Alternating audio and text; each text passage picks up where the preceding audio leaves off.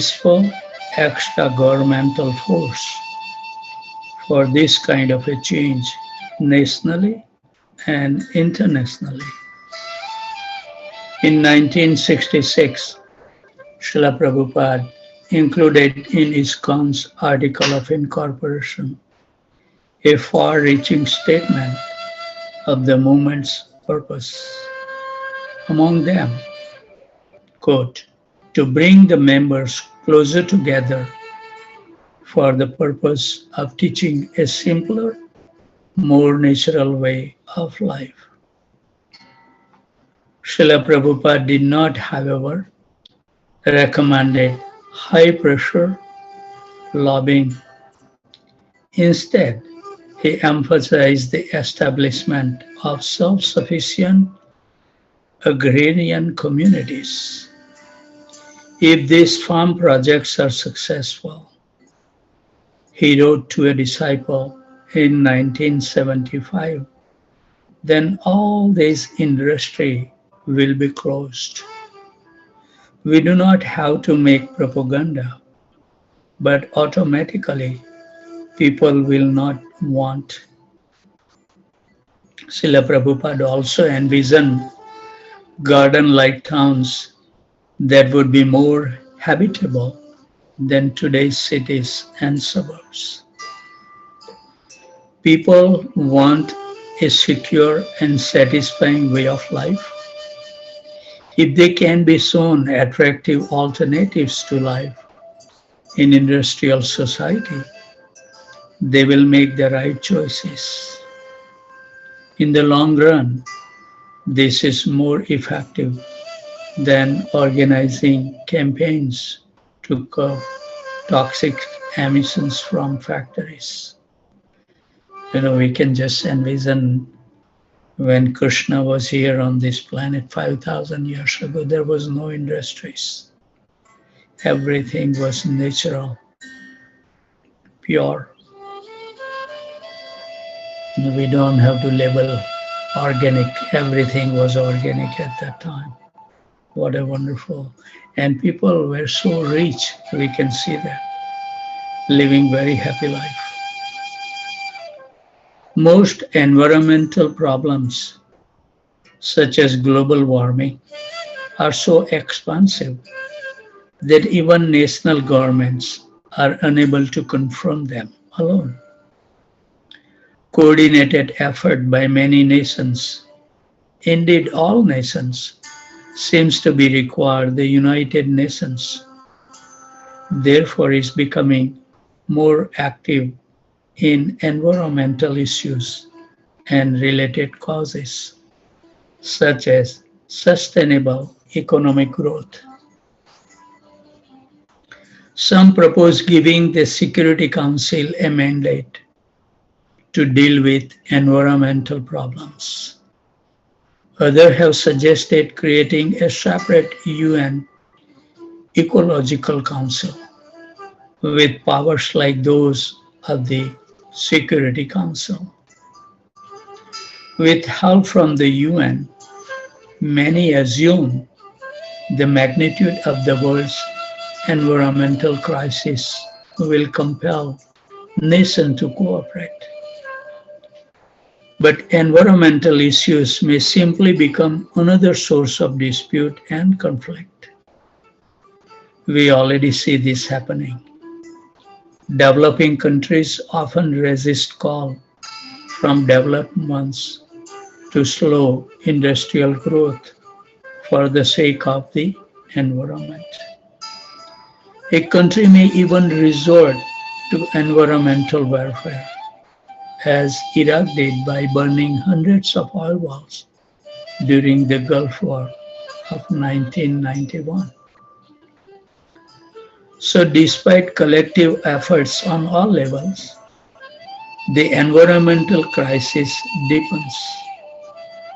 The number of extinctions and endangered species increases. Rainforest and other kind of forests continue to be lost. Large-scale mechanized agriculture operating with chemical pesticides and fertilizers degrades more and more of the earth's arable lands. Mountain of trash keep piling up in the developed nation of the world as recycling efforts fail, partly because of lack of market for recycled materials. No really safe ways to dispose of toxic and nuclear waste have yet been found. Despite decades of government regulations, level of water pollution and air pollution remain intolerably high. Further, the problems of global warming and ozone depletion have compelled nations to conclude that drastic measures are required. But government appear to lack the will to institute such measures. For example, in 1992, heads of the world's nation met in Rio de Janeiro at an environmental summit meeting. They watered down the centerpiece of the conference, a treaty on global warming. They also struck down rules that would have mandated lower emissions of carbon dioxide. They met again in 1997, but again little was accomplished. Most collective attempts to cope with pollution rely on the end of the pipeline control and treatment rather than prevention. This approach has not, however, succeeded. A way has to be found, it seems, to stop pollution as its source, but this has proved almost impossible. One difficulty is that most individual and collective attempts fail to recognize the philosophical dimensions of the problem. Our environmental crisis has its roots in incorrect and imperfect conceptions of the self and the universe. When we understand our true spiritual nature, our unlimited urge to consume things and to produce things for consumption can be curbed. The natural result will be a better environment in which to pursue spiritual growth instead of excessive economic growth. Divine Nature Book, DN 32 BBT 1998. Quote, we shall call our society ISKCON. Prabhupada had laughed playfully when he first coined the acronym. He had initiated the legal work of incorporation that spring while still living on a Bowery.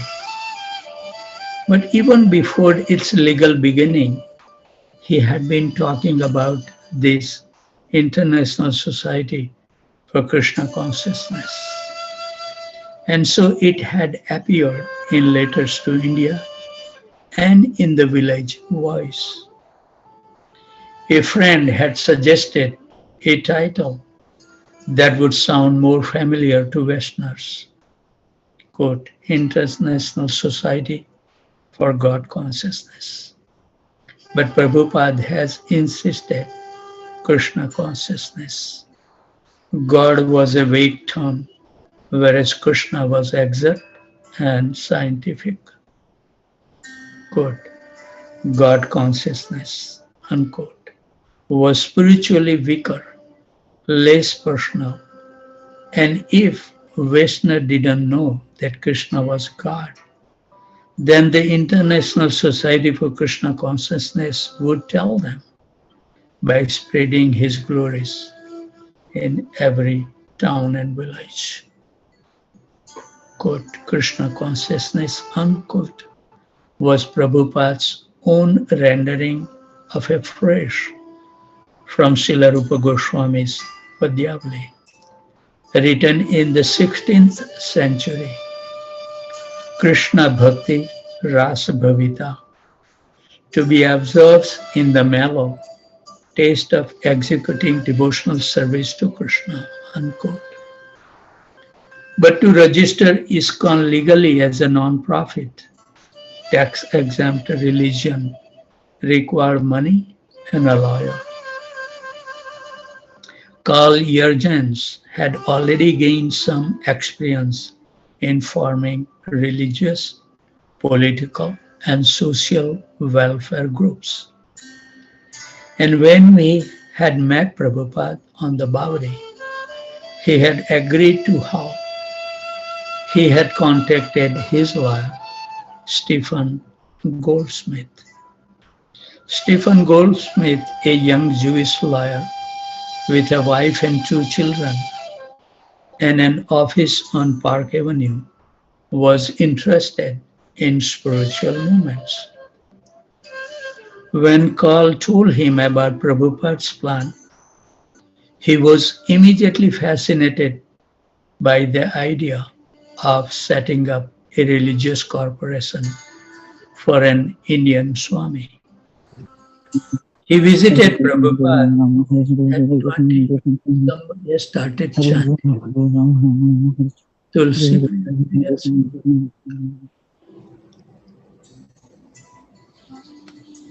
Please keep your phone muted when we read something.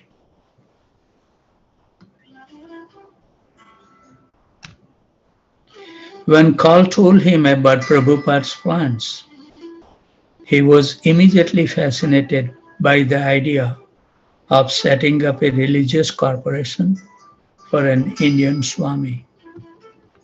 He visited Prabhupada at 26 Avenue and they discussed incorporation, tax exemption, Prabhupada's immigration status, and Krishna consciousness. Mr. Goldsmith visited Prabhupada several times. Once he brought his children who liked the soup the Swami cooked. He began attending the evening lectures, where he was often the only non-hippie member of the congregation. One evening, having completed all the legal groundwork and being ready to complete the procedure for incorporation, Mr. Goldsmith came to Prabhupada lectures and kirtan to get signature from the trustees for the Muley Society. July 11th, Prabhupada is lecturing. Mr. Goldsmith, wearing slacks and a shirt and a tie, sits on the floor near the door, listening earnestly to the lecture. Despite the distracting noises from the neighborhood, Prabhupada has been explaining how scholars mislead innocent people with non-devotional interpretations of the Bhagavad Gita. And now, in recognition of the attorney's respectable presence, and as if to catch Mr. Goldsmith's attention better, he introduces him into the subject of the talk. I will give you a practical example of how things are misinterpreted. Just like our president, Mr. Goldsmith, he knows that expert lawyers, by interpretation, can do so many things. When I was in Calcutta, there was a rent tax passed by the government, and some expert lawyer changed the whole thing by his interpretation. The government had to reenact a whole law because their purpose was foiled by the interpretation of this lawyer. So we are not out of foiling the purpose of Krishna, for which the Bhagavad Gita was spoken. But unauthorized persons are trying to foil the purpose of Krishna. Therefore, that is unauthorized. All right, Mr. Goldsmith, you can ask anything. Mr. Goldsmith stands, and to the surprise of the people gathered, he makes a short announcement asking for the signers on an incorporation document for the Swami's new religious movement. Prabhupada, they are present here. You can take the addresses now. Mr. Goldsmith, I can take them now? Yes. Prabhupada, yes, you can. Bill, you can give your address, and Raphael, you can give yours, and Don, Roy, Mr. Green. As the meeting breaks up, those called on to sign as trustees come forward, standing around in the line, storefront, waiting to live cursorily through the pages the lawyer has produced from his thin attache, and to sign as he directs. Yet not a soul among them is committed to Krishna consciousness. Mr. Goldsmith met his quota of signers, a handful of sympathizers with even enough reverence toward the Swami to want to help him. The first trustee, who will hold office for a year, quote, until the first annual meeting of the corporation, unquote, are Michael Grant, who put down his name and address without ever reading the document. Mike's girlfriend, Jane, and James Green, no one seriously intends to undertake any formal duties as trustee of the religious society. But they are happy to help the Swami by signing his fledgling society into legal existence. According to law, a second group of trustees will assume office for the second year. They are Paul Gardiner, Roy, and Don. The trustees for the third year are Carl Jurgens, Bill Epstein, and Raphael. None of them know exactly what the half a dozen legal-sized type pages mean, except that, quote, Swamiji is forming a society, unquote. Why? For tax exemption, in case someone gives a big donation, and for other benefits an official religious society might receive. But these purposes hardly seem urgent or even relevant to the present situation. Who is going to make donations? Except maybe Mr. Goldsmith, who has any money? But Prabhupada is planning for the future, and he is planning for much more than just tax exemptions. He is trying to serve his spiritual predecessors and fulfill the scriptural prediction of a spiritual movement that is to flourish for 10,000 years in the midst of the age of Kali. Within the vast Kali age, in parenthesis, a period which is to last 432,000 years. The 1960s are but an insignificant moment. The Vedas describe that the time of the universe revolves through a cycle of four seasons or yugas. And Kali Yuga is the worst of the times, in which all spiritual qualities of man diminish until humanity is finally reduced to a bestial civilization, devoid of human decency. However, the Vedic literature foretells a golden age of spiritual life, beginning after the advent of Lord Chaitanya and lasting for 10,000 years.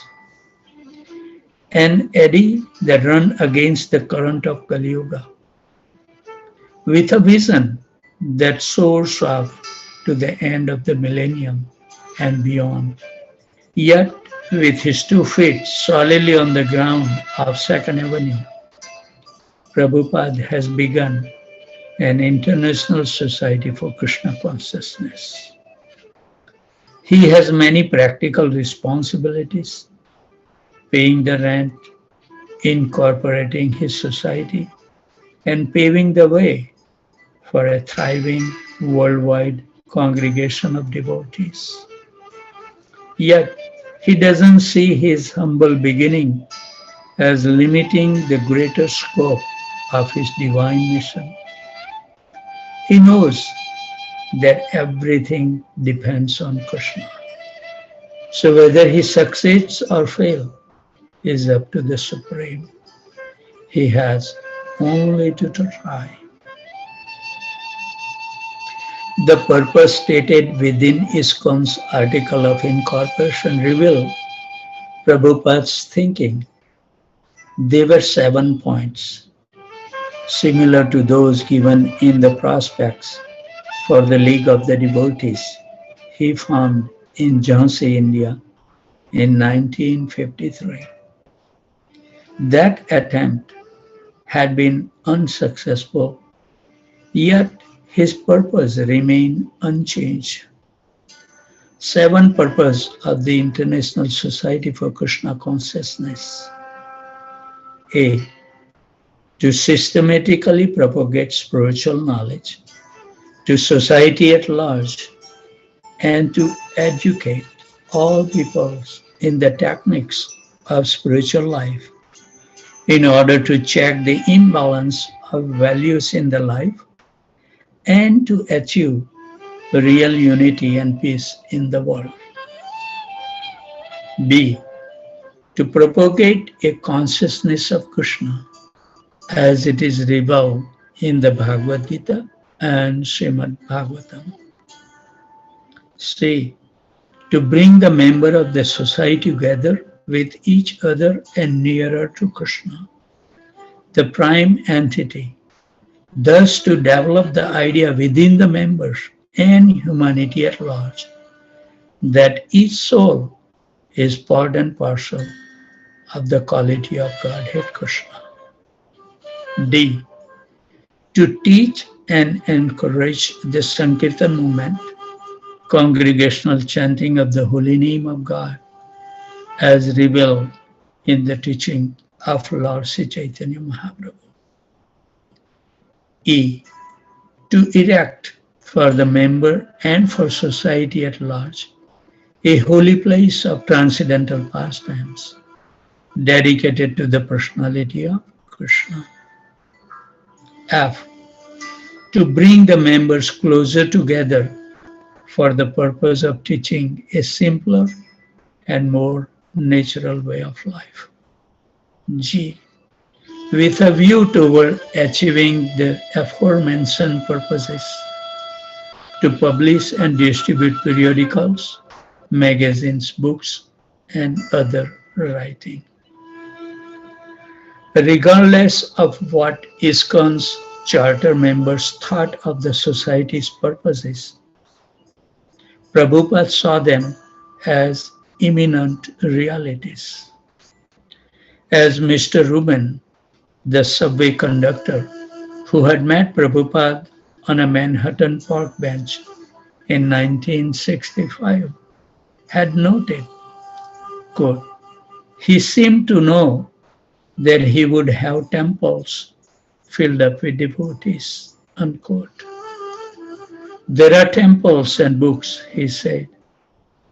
They are existing, they are there, but the time is separating us from them. The first purpose mentioned in the charter was propagation, preaching, was the word Prabhupada most often used. For him, preaching had a much broader significance than mere sermonizing. Preaching meant glorious, selfless adventures on behalf of the Supreme Lord. Lord Chaitanya has preached by walking all over southern India and causing thousands of people to chant and dance with him in ecstasy. Lord Krishna has preached the Bhagavad Gita while standing with Arjuna in his chariot on the battlefield of Kurukshetra. Lord Buddha had preached, Lord Jesus has preached, and all pure devotees preach. ISKCON preaching would achieve what the League of Nations and the United Nations had failed to achieve. Quote, real unity and peace in the world. Unquote. ISKCON workers would bring peace to a world deeply afflicted by materialism and strife. They would, quote, systematically propagate spiritual knowledge, unquote. Knowledge of the non-sectarian sense of God.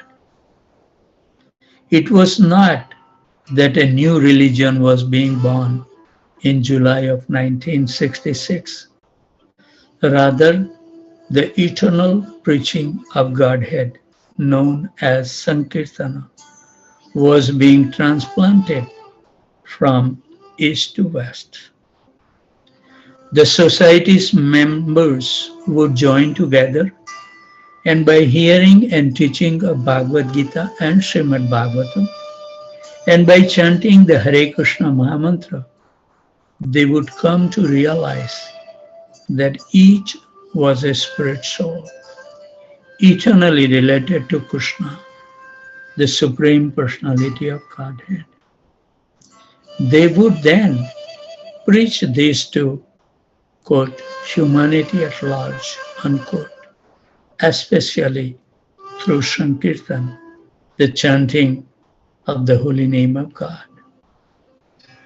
ISKCON would also erect a holy place of transcendental pastime dedicated to the personality of Krishna.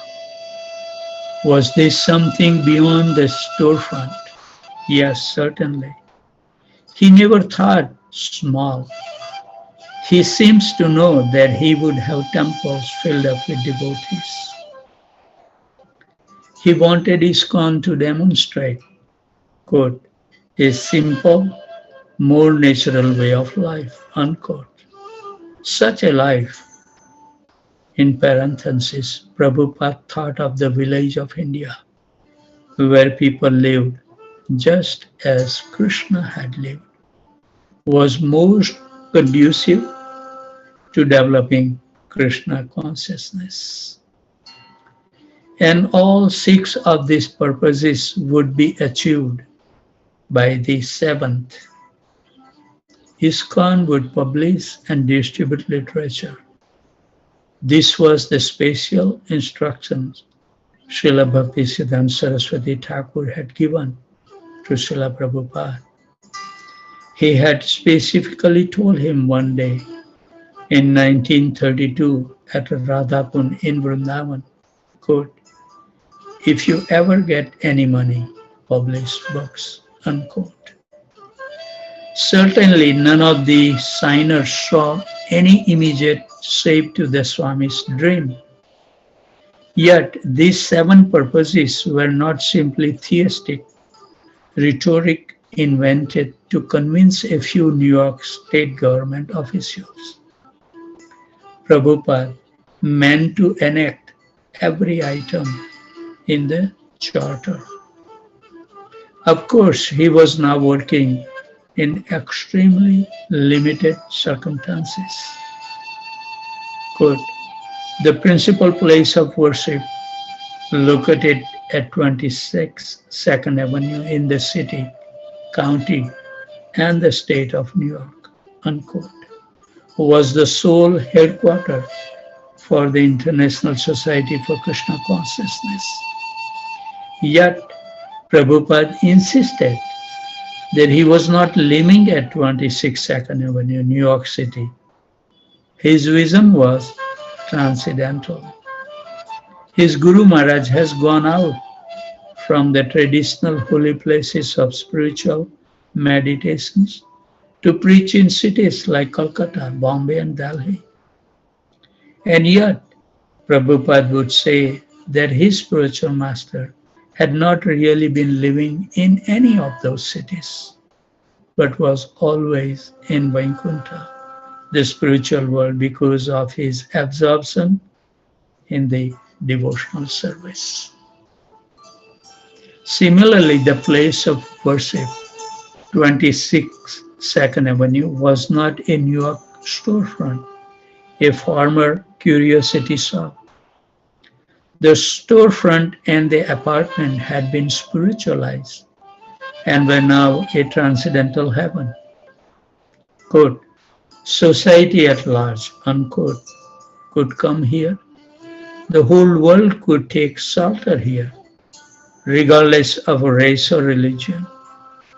Plain, small, and impoverished as it was, Prabhupada regarded the storefront as a, quote, holy place of transcendental pastime dedicated to the personalities of Krishna, unquote.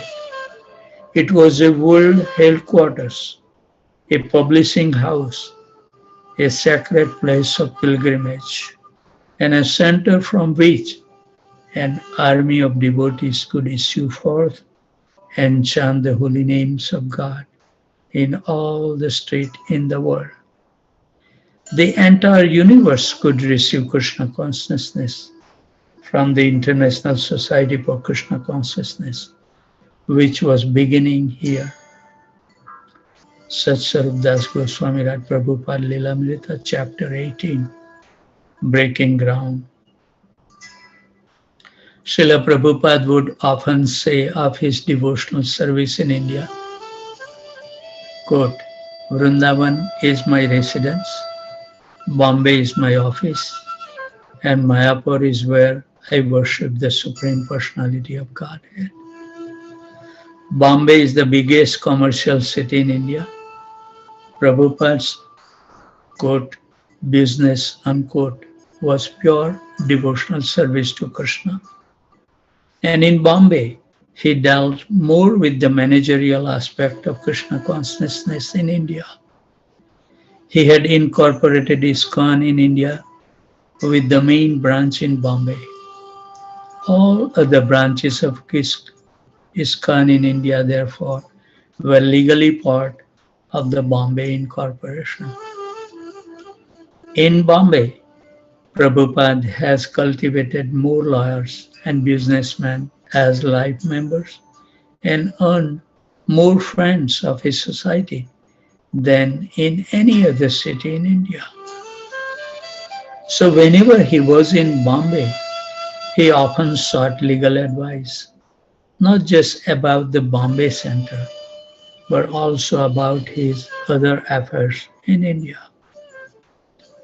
Since Bombay was a modern city with professional and office facility on a level with many Western cities, Prabhupada wanted to locate the Indian division of his book trust there for printing Hindi translation of his book as well as English version for the Indian market. Bombay, unlike Vrindavan and Mayapur, was not a dham but a bustling, wealthy city. ISKCON's biggest donors live there. Although Srila Prabhupada's demeanor was entirely transcendental in Bombay, and his activities were often the same as elsewhere, speaking on Bhagavad Gita and Srimad Bhagavatam and worshipping the deity. Nevertheless, Prabhupada called it his office, and though it was his office, he wanted a temple there. Quote, Mayapur, unquote, Prabhupada said, quote, is where I worship the Supreme Personality of Godhead, unquote. Prabhupada conceived of a temple to be built in Mayapur that would be the grandest of all temples in his movement. He and his devotees would worship the Supreme Lord there in such a magnificent style that the whole world would be attracted to Prabhupada's place of worship, the Mayapur Chandrodaya Mandir. According to Srimad Bhagavatam, the prescribed worship for this age is Sankirtan, the chanting of the holy name of God. Sankirtan worship emanated from Mayapur, the original dham of Lord Chaitanya. Quote, in the age of Kali, unquote, states Srimad Bhagavatam, quote, Lord Krishna appeared in a golden form as Lord Chaitanya, and his activity is to chant Hare Krishna. People with sufficient intelligence will worship him in this form, unquote.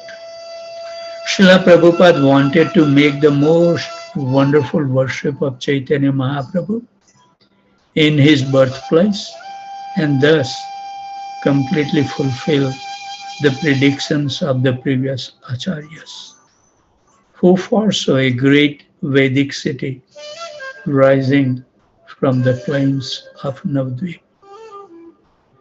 Mayapur could also be considered Prabhupada's place of worship because his spiritual master, Bhaktisiddhanta Saraswati Maharaj, had preached extensively there and because his samadhi was there.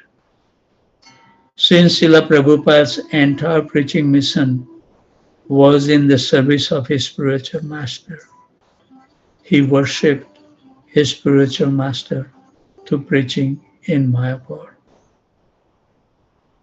Mayapur was the origin and symbol of preaching Krishna consciousness because there Lord Chaitanya and Nityananda actually began the Sankirtan movement that Prabhupada was now carrying all over the world.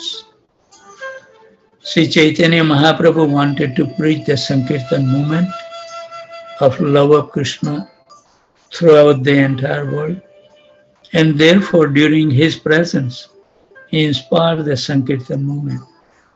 Specifically, he sent Rupa Goswami to Vrindavan and Nityananda to Bengal and personally went to South India.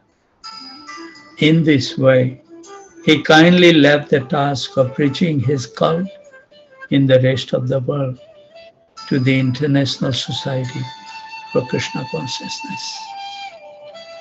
Vrindavan is Prabhupada's residence. Religious people in India as well as religious scholars in West saw Prabhupada as a Vaishnava sadhu. From Vrindavan, when he began his preaching in New York City, he would often introduce himself as, quote, coming from Vrindavan, unquote. Here I am now sitting in New York, he once said, quote, the world's greatest city, but my heart is always hankering after that Vrindavan.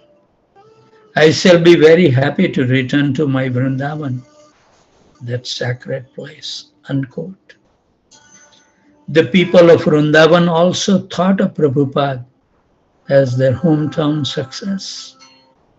Upon retiring from family life in 1954, Prabhupada had gone to live in Vrindavan, first at a temple near Kesighat, and then at the Radha Damodar temple. After taking sannyas in 1959, he had continued to reside in Vrindavan, and when not living there, to reserve his 2 rooms at Radha Damodar. Vrindavan is the home of Krishna consciousness, the place of Krishna's childhood pastimes, the place where the 6 Goswamis sent by Lord Chaitanya has excavated holy places, written transcendental literature, and built temples. Any devotee could feel at home there, and thousands of Vrindavan's residents carried bead bags, chanted Hare Krishna, and wore the Vaishnava tilak and dress. Vrindavan belonged to Radha and Krishna, and this was still acknowledged by the residents of the present day Vrindavan. Ultimately, Vrindavan is revealed only to the pure devotees. Vrindavan is the eternal residence of all spiritual souls in their eternal relationship with Krishna. The Vrindavan in India is a transcendental replica of Goloka Vrindavan, the eternal planet where Krishna resides in the spiritual world. The pure devotees aspire to attain to Goloka Vrindavan after finishing their life in this world. And Prabhupada, therefore, as a pure devotee of Krishna, naturally felt at home in Vrindavan. He sometimes said that if he were to become very ill, he would prefer not to go to a hospital, but to simply go to Vrindavan and there pass his last days. To spread the glories of Vrindavan, Prabhupada has left Vrindavan, but like a traveler away from home, he always thought of returning to Vrindavan. What a glorious article to read on this auspicious day. And let's see that we will be going to see some lands to expand our mission and see if Krishna has the same willing as we do. Then and then it will happen.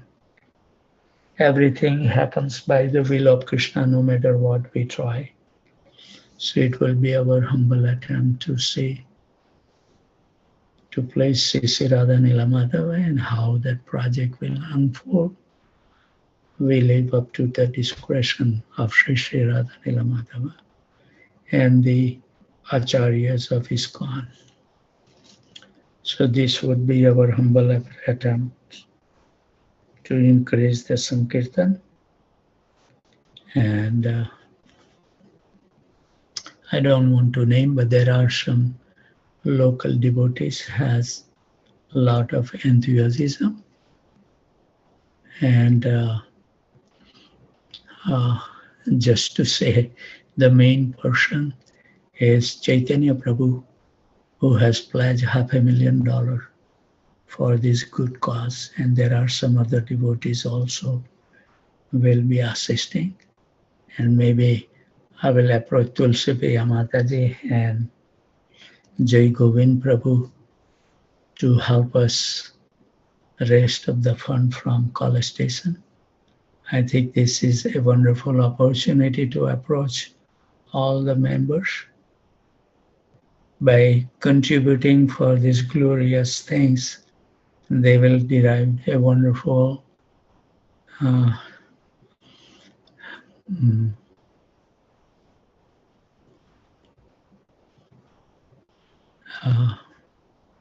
of activities that they can get the full advantage of it. Always I have seen in my life that when we take up sincerely just with no other motives but to please Sri Radha and Krishna and the spiritual master, the project gets successful. Even though we are totally unqualified and we have no ability to do such things, but they help us. So let's see. Um, I'm really in debt to all the devotees who has helped to create this wonderful Houston Yatra. Without their help, nothing was possible. And that's my desire to work up to the last breath to see how we can increase the infrastructure of the Houston temple. And I think you will see something will come up by the end of 2025, 832 units, 4-story, another apartment building, 5-room guest house where the ISKCON garden is, and also where Govinda restaurant parking when you go toward the sannyasi's residence. First